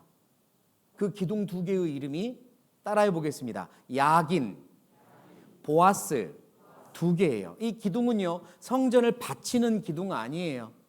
그냥 앞에 덜렁 세워둔 기둥입니다. 보라고 세워둔 기둥이에요. 그러면 의미가 뭘까? 의미가 있습니다. 이름의 의미가 있어요. 그거 기억하라고 하나님이 세우게 한 겁니다. 야긴의 뜻은 하나님이 세우신다예요. 뭐라고요? 하나님이 세우신다. 보아스의 뜻은 하나님께 능력이 있다예요. 뭐라고요? 하나님께 능력이 있다. 구약의 성전은 하나님이 거하시는 곳. 이건 신약의 교회의 그림자입니다. 교회도 마찬가지예요. 야긴, 하나님이 세우신다. 보아스, 하나님께 능력이 있다. 이게 교회를 하나님이 성장시키는 비결입니다. 교회를 하나님이 세우세요. 일꾼도 하나님이 세우세요. 그리고 불완전해 보이죠? 능력 없어 보이죠? 염려 마세요. 능력은 어디에 있다고요? 하나님께 있다고요. 보아스, 능력은 하나님께 있어요. 일꾼을 세우시고 불완전하지만 능력은 하나님이 주세요. 그래서 해가는 겁니다. 그걸 인정하세요. 받아들이시고요. 그렇게 서로 존중하고 이렇게 세워나가세요. 그게 교회를 지키는 비결입니다. 하나님의 몸된 교회가 온전하게 성장해야 복음이 힘있게 전해져요. 교회가 성장하면 그 이로움은 나한테 옵니다. 몸된 교회에서 엄마의 몸에서 젖이 나오듯 몸된 교회에서 젖이 나와요. 내가 계속 공급을 받을 수 있는 생명의 말씀이 살아있게 나오고요. 또 몸된 교회에서 생명이 탄생하죠. 교회가 성장해야 내 가족, 내 사랑하는 사람이 전도돼서 구원받을 수 있어요. 그러니까 이 몸된 교회는 우리가 지켜야 됩니다. 세워나가야 돼요. 하나님께서 어떤 일꾼을 세우든 야긴, 하나님이 세우셨습니다. 그리고 연약해 보이거든 보아스, 능력은 하나님께 있습니다. 기억하세요. 그렇게 해서 머리 대신 하나님이 교회를 이끌어 가십니다. 그래서 이 말씀도 기억했으면 좋겠어요. 너희를 인도하는 자들에게 무엇하고 무엇하라? 순종하고 복종하라. 사실 사람 보고 하는 거 아닙니다. 그 뒤에 누가 있다? 주님, 하나님 머리 계신다. 주님 보고 하는 거예요. 주님 보고. 그래야 교회가 바르게 지켜지고 성장합니다. 그래서 이걸 기억하셨으면 좋겠어요. 그리고 방법 3번째. 같이 읽겠습니다. 나부터 매일 변화된다. 교회가 성장하려면, 하나 되려면 누군가가 노력을 하고 또 같이 해야 되겠죠. 그런데 다른 사람이 하기를 바라기 전에 나부터 하는 겁니다. 누구부터요? 나부터 하는 거예요. 나부터 성장하는 겁니다. 우리는 앞으로 계속 성장해야 돼요. 끝없이 성장해야 돼요. 주님 만날 때까지 우리는 계속 자라가야 돼요. 구원받은 지 30년 지났다고 해서 다 자란 사람 없습니다. 아직도 멀었어요. 저도 87년에 하나님의 사랑을 깨닫고 지금에 이르지만 아직도 조금 자란 것 같아요. 얼마나 더 많이 변화될 게 많은지 몰라요. 그런데 더 변하고 싶어요. 정말 더 변하고 싶어요.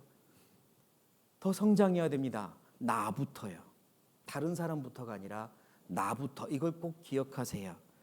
고린도후서 5장 17절. 그런즉 누구든지 그리스도 안에 있으면 무엇이래요? 새로운 피조물이라. 이전 것은 지나갔으니 같이 읽겠습니다. 보라, 새 것이 되었도다. 우리는 구원받을 때 완전히 새로운 사람 됩니다. 이전의 것과는 다른 사람이 돼요. 이전의 것과 조금 다른 사람이 아니라 완전히 다른 피조물이 됩니다. 생각하는 게 달라지고 삶의 방향이 달라져요. 마치 애벌레가 나비가 된 것처럼 애벌레가 좋아했던 잎사귀, 나비는 쳐다보지도 않아요. 애벌레가 바라보던 땅, 나비는 창공을 바라보고 살죠. 생각하는 게 달라지고 좋아하는 게 달라지고 방향이 달라져요. 구원받으면 그렇습니다. 달라지는 거예요. 새로운 피조물이죠. 그리고 보라, 새 것이 되었도다 외치고 사는 거예요. 나는 이제 새 것이 됐거든요. 세상을 향해 외쳐야 됩니다. 나 이제 새 거야. 건들지 마. 하나님을 향해서 외쳐야 됩니다. 하나님 보십시오. 저 이제 하나님의 새로운 창조물입니다. 스스로에게 외쳐야 됩니다. 너는 이제 새 거잖아. 새롭게 살자. 그런데 구원 받은 걸로 새롭게 된 걸로 끝나는 게 아닙니다. 고린도후서 4장 16절 같이 읽죠. 그러므로 우리가 낙심하지 아니하노니 겉사람은 우패하나 우리의 속은 날마다 새롭도다. 우리는 어떻게 새로워져야 된다고요? 날마다 새로워지는 겁니다. 날마다. 구원 딱 받고 새로워지고 끝나는 게 아닙니다. 날마다 새로워지는 겁니다. 마치 날마다 우리 몸은 점점점 낡아지는 것처럼, 익어가는 것처럼 우리의 영혼은 날마다 새로워지는 겁니다. 달라지세요. 매일 성장하세요. 매일매일 성장하셔야 됩니다. 멈추지 마세요. 교회가 성장하려면 결국은 형제자매들이 성장해야 됩니다. 같이 성장합시다. 하나님이 창조한 피조물 중에 또 하나 교훈을 얻고 싶은 피조물이 있어요. 이 녀석들은요, 몸에 갑옷 같은 옷을 입고 다녀요. 그래서 갑각류라고 그러죠. 갑옷 같은 옷을 입고 다니는 갑각류. 그러면 뭐가 생각납니까? 개나 새우 생각나죠? 이 녀석들은요, 혹시 그런 궁금함 없었습니까? 이 녀석들은 어려서는 작았을 텐데 점점점 커지잖아요. 그러면 새우 껍질이나 개 껍질, 게딱지 이것도 같이 커질까요? 몸이 커질 때 게딱지도 같이 커질까요? 어떻게 커지지? 네, 그래서 탈피라는 걸 합니다. 뭘 한다고요? 탈피요. 이 딱딱한 갑옷 같은 옷은 커지지 않아요. 안에 있는 몸만 커집니다. 그런데 몸이 커지려고 하니 답답하잖아요. 이대로 두면 죽어요, 숨 막혀서. 그래서 벗어야 됩니다. 이 껍질을 벗고 나와야 돼요. 그런데 이게 쉬운 게 아닙니다. 왜냐하면 여러분들 개 껍질 벗겨봐서 알겠지만 이 껍질이 분리가 쉬운 게 아니라 마치 사람의 손톱처럼 돼 있는 거죠. 붙어 있어요. 벗기면 찢어지는 거예요. 개 껍질이. 찢어지는 껍질이죠. 붙어 있는 거니까. 그런데 거기서 나와야 돼요. 성장하려면 나와야 돼요. 그걸 탈피라고 합니다. 평생을 사는 동안 여러 차례 하면서 성장하는 거예요. 한 번 나오면 몸이 1.5에서 2배가 크거든요. 그러니까 크고 싶으면 탈피라는 걸 합니다. 우리도 그래요. 변화되고 싶으면 때로는 이를 악물고 하나님께 기도하며 변화되어야 돼요. 버리고 싶은 게 있으면 때로는 이를 악물고 버려야 돼요. 습관들, 좋지 못한 것들 마음에 깨달을 때마다 이거 버려야 하는데 내 삶에 피부처럼 가져온 거 있잖아요. 내 삶과 일체가 돼서 버릴 수 없게 느껴지는 습관들, 좋아하는 것들, 성격들. 근데 바꾸고 싶단 말이에요. 그러면 간절히 기도하며 의지를 가지고 벗겨내야 되는 겁니다. 그게 탈피예요. 거기서 멈추면 신앙도 대부분 거기서 멈추죠. 벗겨내야 됩니다. 그걸 탈피라고 해요. 영상 하나 보여드릴게요. 어떻게 탈피하는지. 벌써 5시간째. 녀석은 많이 지쳐 보인다. 많은 사람들이 녀석에게서 눈을 떼지 않고 옆에서 의문을 보내고 있다. 출산 장면 같잖아요. 그죠? 네. 어머, 드디어 녀석이 다시 힘을 내기 시작했다. 그러나 안타깝게도 이내 잠잠해지고 마는데 뭐가 많이 나오는 게 몸에 호르몬이. 잠시 쉬었다가 다시 힘을 내겠지. 그런데 이 녀석 정체 다시 움직일 기미가 보이질 않는다. 결국 녀석은 탈피의 고비를 넘기지 못했다. 탈피를 하게 되면 몸이 한 1.5배에서 2배 정도 성장을 하는데 일생 동안 약 15에서 20회 정도 탈피를 해야만 합니다. 이렇게 탈피라는 죽을 고비를 넘기면서 성장을 해가는데 인내와 참 고통에 따르는 과정이라고 할 수가 있겠습니다. 대비와 같은 각각인 가지도 마찬가지다. 성장하기 위해 목숨을 건 사투를 벌여야 하는 돈. 그들은 오늘도 힘겨운 성장을 계속하고 있다. 자, 이들이 우리에게 뭐라고 하겠습니까? 우리도 합니다. 우리도 합니다. 당신들은 하나님의 자녀잖아요. 그런데 왜 못해요? 이러지 않겠습니까? 우리도 해야 돼요. 벗겨낼 게 있으시면 의지를 가지고 기도하며 벗겨내십시오. 세상 말에 사람은 변하지 않는다고 하지만 그리스도인은 변할 수 있습니다. 하나님의 능력과 나의 기도와 의지가 만나면 변합니다. 탈피하십시오. 지금이라도 내 마음속에 이거 벗겨내야 되는데 오랫동안 나를 잡고 있었던 건데 지금 결심할 때입니다. 구원을 받고 나면 첫 번째 탈피가 필요하죠. 그동안 몸담았던 어떤 종교단체, 교회, 사교 이런 데서 나와야 되면 첫 번째 탈피가 필요합니다. 의지를 가지고 도와달라고 하고 하십시오. 해야만 합니다. 그래야 성장해요. 이제 하나님이 우리에게 첫 번째 부탁은 내 안에 거하라. 그리고 최고의 부탁을 하셨어요. 이건 지상 최대의 명령입니다. 같이 읽겠습니다.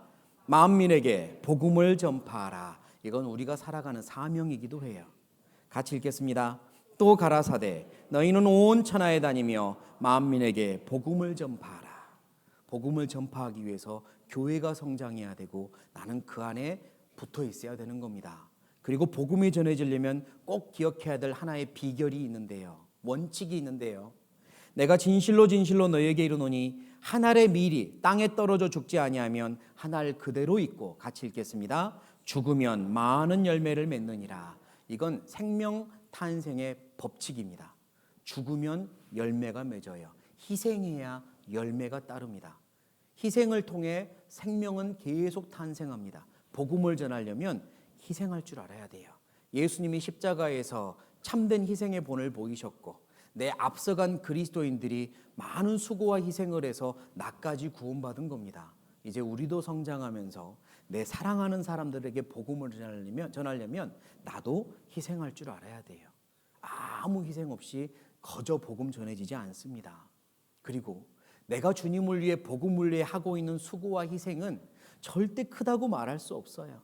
하나님 앞에 서면 그분이 나를 얼마나 사랑하셨는지, 예수님이 얼마나 사랑하셨는지 다 알게 될 건데요. 내가 지금 알고 있는 건 정말 일도 안 되는구나 다 알게 될 건데요. 그때 가서 보면 내가 주님을 위해 했던 희생과 수고는 아무것도 아니었다는 걸 알게 될 겁니다. 그런 속담이 있습니다. 화면에 태양을 본 자는 무엇을 박다고 말할 수 없다? 촛불을 박다고 말할 수 없다. 맞아요. 태양을 보고 나면 촛불은 이제 밝은 게 아니죠. 내가 하는 수고와 희생은 촛불과 같은 거예요. 주님의 희생, 하나님의 사랑에 보고 나면 작은 겁니다. 그러니까요. 내가 이만큼 했는데 이러면서 그걸로 위안 삼지 마시고 주님의 희생과 사랑에 비하면 내가 한 건 작다는 마음으로 더 힘을 내어서 살았으면 좋겠습니다. 그러니까 이제 신앙생활을 위해서도 우리가 한 가지 해야 될 게 있어요. 말씀 같이 읽겠습니다. 예수께서 승천하실 기약이 차감해 예루살렘을 향하여 올라가기로 굳게 결심하시고, 결심이 필요합니다. 새로운 결단이 필요해요. 이런 성경 강연에 또 어떤 특별한 어떤 계기에 결단하는 게 필요합니다. 모든 하나님의 자녀들, 교회의 지체들은 결단을 해야 돼요. 주님을 위해 살겠다고 결단하는 겁니다. 예수님이 먼저 보여주셨어요. 예수님은 예루살렘을 향해 가기로 어떻게 했어요? 굳게 결심하시고, 말씀 다시 보세요. 예루살렘을 향하여 올라가기로 무엇 하셨다고요? 굳게 결심하셨어요. 예수님이 먼저 결심하십니다. 그전에도 여러 차례 왔다 갔다 하셨던 예루살렘인데 이번만큼은 굳게 결심하고 가셔야만 해요. 가면 무엇이 기다리니까요? 십자가의 죽음이 기다리니까요. 육신은 알고 있어요. 얼마나 참혹한 고통이 있을지, 하나님께 버림받는 심판의 저주가 있을지 달갑지 않죠. 그러나 그걸 위해 오셨으니까 결심하는 겁니다. 나를 위해 죽기로 결심한 거예요. 여러분을 위해 죽기로 결심한 거예요. 굳게 결심하기 위해 나를 생각하셨을 겁니다. 내가 죽어야 누가 산다 이러며 결심한 거예요. 그리고 그 길을 향해 걸어가신 거죠. 이제 우리 차례입니다. 나도 주님을 위해 살기로 결심하는 거예요. 죽기로 결심하는 게 아니라 살겠다고 결심하는 거예요. 주님을 위해 살아보겠다고 결심하는 겁니다. 주님을 위해 변해야 되겠다. 주님을 위해 성장해야 되겠다. 주님을 위해 교회를 아끼고 사랑하며 힘써 지켜야 되겠다. 결심하는 겁니다. 끝으로 영상 하나 보여드리겠습니다. 이 새는요, 저 극지방 추운 데 사는 새예요. 오리과인데요, 날아다닙니다. 알을 낳는데 어디다 낳냐면 낭떠러지 위에다가 낳아요. 왜냐하면 포식자, 뱀이나 뭐 다른 알을 먹는 포식자로부터 지키기 위해서. 높은 낭떠러지 위에 알을 낳고요, 새끼가 부화를 합니다. 그러면 먹을 것을 엄미새가, 아비새가 먹여요. 멀리서 사냥해서 갖다 줍니다. 몸이 점점 크겠죠. 이제 이 큰 녀석을요, 계속 거기다 둘 수 없어요. 본인 스스로 날아다니며 먹이를 먹고 성장해야 돼요. 그러려면 낭떠러지에서 나와야 합니다. 그곳은 그 녀석에게는 최고의 안식처예요. 괴롭히는 이도 없고 가만히 있으면 먹을 것 갖다 물어주는 부모가 있고 최고의 안식처이지만 살려면 나와야 돼요. 나오는 유일한 출구는 거기서 뛰어내리는 것밖에 없습니다. 낭떠러지에서 뛰어내립니다. 그런데 영상을 보시면 알겠지만 엄청 높아요.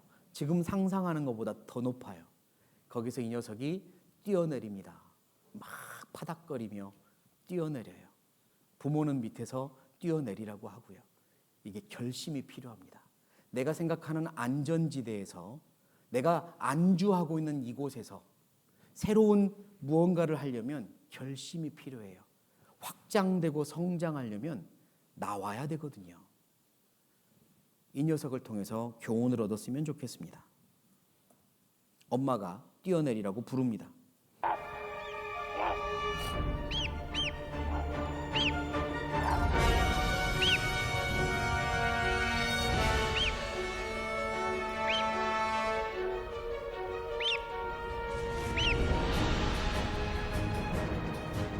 Perfect launch and a controlled drop. This is as good a descent as it's possible to make.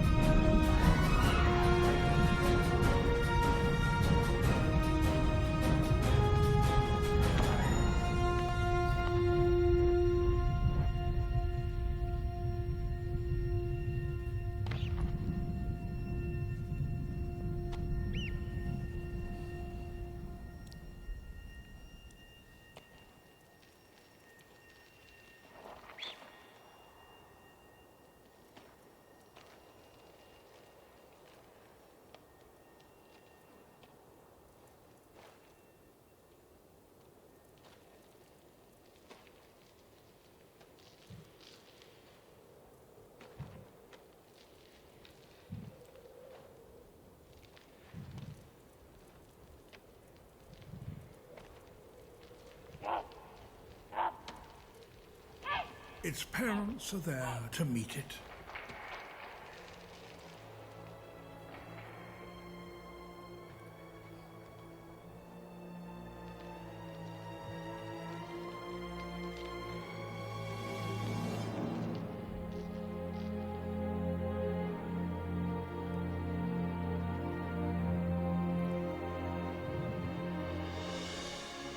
A little dazed, perhaps, but all in one piece. 해피엔딩. 안 다쳐요. 부러지지도 않고 놀랍죠. 야, 이거 진짜 너무 놀랍습니다. 하나님이 그렇게 창조하셨어요. 그러니까 부모도 경험했으니까 뛰어내리라고 하는 거죠. 괜찮아, 뛰어내려. 그리고 부모 말 믿고 뛰어내리는 겁니다. 다치지 않아요. 이제 우리 차례입니다. 우리도 뛰어야 돼요. 내 안주하던 자리에서 조금 더 나은 신앙과 성장을 위해서는 뭔가 해야 됩니다. 한 발짝 더 내딛어야 돼요. 복음을 위해서도 용기 내서 무언가 해야 되고, 성장을 위해서도 탈피를 해야 되며 결심하고 해야 될 게 있습니다. 가만히 있는 거 아니에요. 이번 기회에 뭔가 다짐하고 결심합시다. 그리고 이 어린 새처럼 뛰어내립시다. 뜁시다. 죽지 않아요. 하나님 지켜주세요. 도와주세요. 그렇게 사는 겁니다. 모두가 그렇게 살면 얼마나 더 우리를 통해 큰 역사가 일어날까요? 기대가 되지 않습니까? 우리 그렇게 사는 겁니다. 네? 네. 네. 같이 기도하고 마치고 성찬 인식을 하겠습니다. 기도하시겠습니다. 살아계신 하나님, 저희를 놀라운 사랑으로 구원해 주시고 저 영원한 천국의 소망을 주셔서 감사합니다. 주님이 소중히 여기시는 교회 안에서 같이 살게 해주신 걸 감사합니다. 귀한 형제자매님들을 영원한 가족으로 주셔서 감사합니다. 이번 기회에 하나님의 사랑을 깨달은 분들 남은 생에 지켜주시고 남은 생에 사용하여 주십시오. 먼저 거듭났던 형제자매들도 이번 기회에 마음을 새롭게 하고 더욱더 변화되는 삶을 결심하게 도와주십시오. 모두 다 사랑하며 교회를 지키고 성장하는 우리가 되게 도와주십시오. 그래서 주님이 하기 원하시는 일들 이루어 주십시오. 주님 앞에 천국에서 만나는 날 떳떳하고 자랑스럽게 만나도록 도와주십시오. 함께 해주셔서 감사합니다. 수고한 모든 이들의 수고와 땀방울을 기억해 주시고 하나님의 것으로 은혜로 갚아주십시오. 이 시간을 허락하신 주님께 감사드리며 예수님의 이름으로 기도드립니다. 아멘.